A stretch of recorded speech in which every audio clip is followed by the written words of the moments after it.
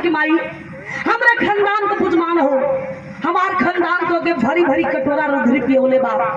अगर